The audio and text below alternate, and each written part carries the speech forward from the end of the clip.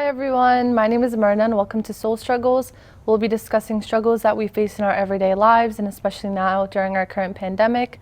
Today we have Christina Agaibi, who is a therapist with a master's and doctoral level training in counseling psychology and a focus in resilience. She works with children, adolescents, and adults. Thank you for being here, Christine. Thank you. Today's topic is going to be creating goals for the new year. So our first question is, we often hear people making resolutions in the new year. Should we be making resolutions? Yeah, so the thing with resolutions is interesting. People will create these goals at the end of the year and they'll say, I'm going to lose 100 pounds by February. And of course, that never works. And they usually drop off within the first 2 or 3 weeks. Research shows that people don't usually stick with it beyond January. So our goals should not be resolutions that are hard and fast and quick, but we should be making goals that are going to be more long lasting and things that we can work at towards slowly. So again, most people will break their resolutions within the first couple weeks.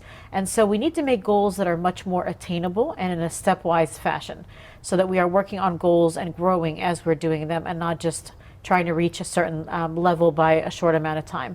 So the growth should be gradual. The growth should be over a consistent period of time, and consistency is the key. So the main important thing that we have to focus on, again, as we've talked about before, is deleting all of the negative self-talk. Because what happens with resolutions is we'll be really motivated those first 2 or 3 weeks, and then the negative self-talk comes in and all of our routines come back and we fall off of what we were planning on doing. But if we practice tolerance for our growth and are not too hard on ourselves initially, think of it as a marathon and not a sprint. With a marathon, you want to keep your stamina going for the entire 26 some miles for your marathon. And so the same thing you want to do for your goals. They don't want to be resolutions where you're just a quick sprint and then you get tired and you quit. So you want to be coming from a place of self-compassion, a place of goals, a place of stepwise fashion growth, and replacing any of the fear that we feel as we move through it, and stepping outside of our comfort zone slowly as opposed to just trying to jump into the deep end without any ability to swim. Our next question is, how do we make our goals SMART goals? Yeah, so the word SMART is actually very interesting because it is an actual acronym, and I'll tell you what each of those letters stand for in a second. But SMART goals are, again, really important because we're moving in a stepwise fashion. So our goals have to be, the S is for specific and clear. We have to be really specific and clear, and our goal has to be well defined. So if I want to lose weight, great. If I want to exercise more, great. But it has to be very specific and very clear about what we're going to attain and define that goal really well. Then we need to make it measurable. So is it a pound a week that I'm going to lose, or am I going to journal for 10 minutes a day, but making it very clear and specific and measurable. So our goal has to have a measurable to it so that we know when we've accomplished that goal and we can move on to that next step. So it's really important to be able to move to the next step. So that's the M. M is measurable. We also want to be able to attain that goal. If I say I want to go to Mars this year, that's obviously not an attainable goal. And so the goals has to be something that is attainable and we're able to make it realistic so that we can accomplish it. If we go back to our self-esteem talk, when we do things that are attainable and things that are manageable and things that are measurable, then where our self-esteem will get boosted. But if we try to reach for a goal that is impossible or a goal that is very hard to achieve, and we try to jump right into it, that's going to make our self-esteem drop and we're less likely to stick to our goals. Yeah, sure. So that's A is for attainable. We also want to use the R from SMART for the goal to be relevant to current life, but also towards our future life general goals. So we may have a goal for our entire life and also a goal for this year and maybe a goal for this month and a goal for this week and a goal for today. So our goal has to be relevant to our life today. If our goal is too big and it doesn't fit into our current lifestyle, can we make our current lifestyle fit this goal, or can we make the goal fit our current lifestyle? If it's too much outside of our lifestyle, it's going to be difficult to attain. And again, our self-esteem will take a hit and we'll be less likely to accomplish that goal. And finally, the T is really, really important in the SMART goal. The T is for time bound. You have to have a deadline on your goal. If you leave things open-ended, if you leave things without a time to kind of reevaluate or a time to come back and look at the situation, then time will pass by and we'll never accomplish that goal. So we want to say, I'm going to accomplish this goal today, this goal in this week, this goal over this month, this goal over the next 6 months, and then a goal over a year. But again, having a time limit or a time-bound deadline to it kind of puts us into that motivated stress. Not a stress that's going to be unmotivating, but a stress that's going to be motivating. Okay.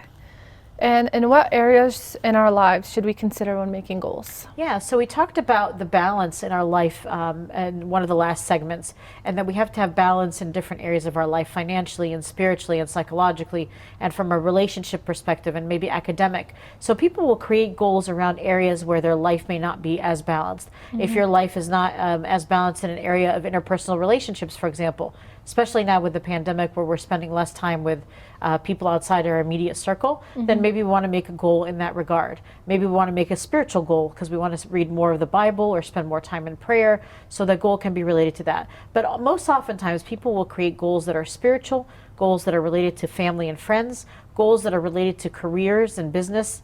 If you want to start a new job or you want to start a new career, again, planning with those SMART goals, as we talked about, is really, really good.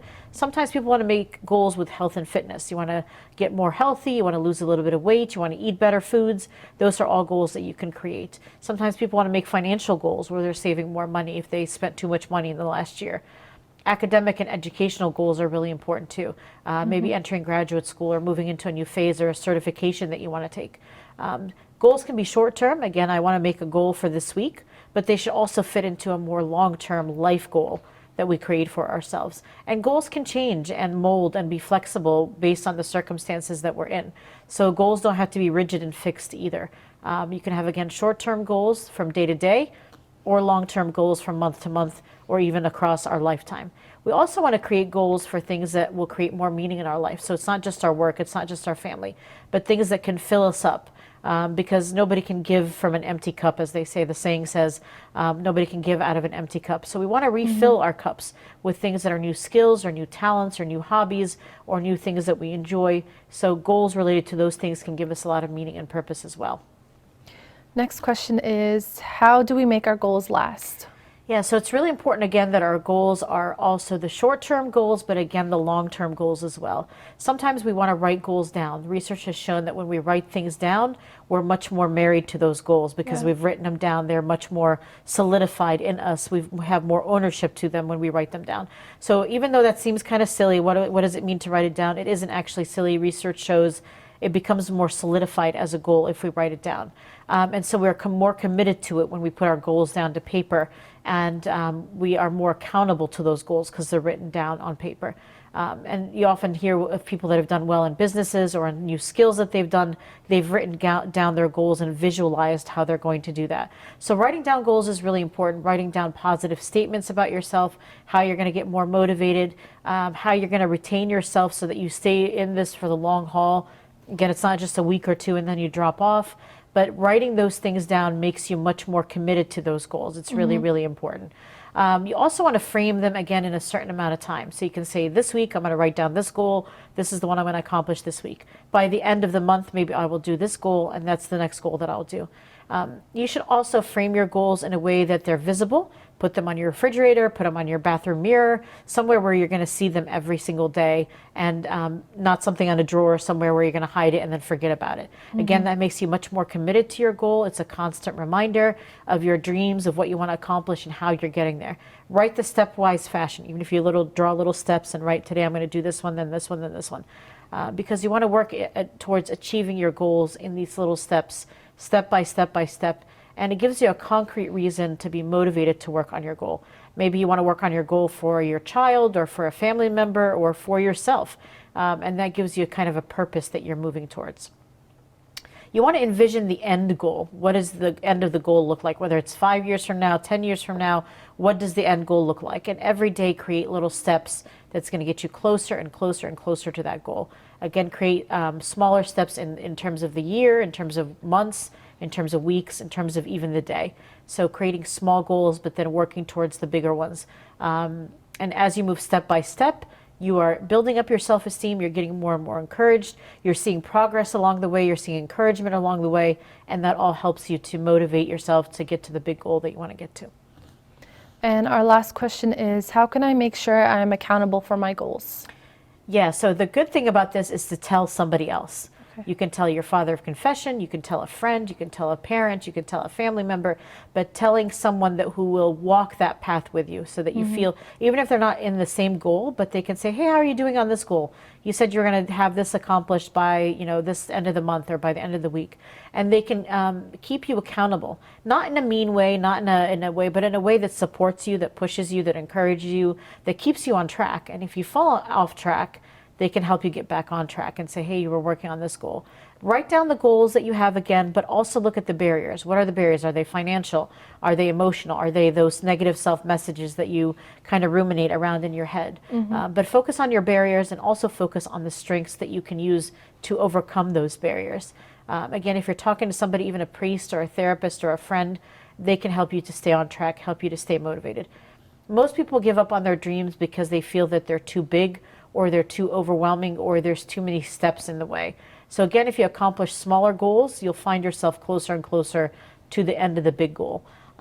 So it's really important to chew in small bites and take small steps to get to the bigger step. So in order to not give up on a big goal, say, for example, this week I'll just get an application. Maybe next week I'll fill out the first part of the application. So small goals like that are the ones that are going to help you to stay motivated. Create little milestones for yourself and rewards along the way. So as you accomplish a certain goal, maybe your friend can take you out to lunch with precautions, of course, but certain milestones that you've met, make sure that you're rewarding yourself along the way so that you're working towards goals and that you're motivated and that you have somebody supporting you. Make sure that you're staying on track. And if you get off track, figure out what happened to get you off track and try to get back on track as soon as possible. If you get off track for too long, that's how people get unmotivated, because they've fallen off the track for a long time. So try to get back on track. People fall off track. It's okay. Just get back on track and again, have people motivate you and support you.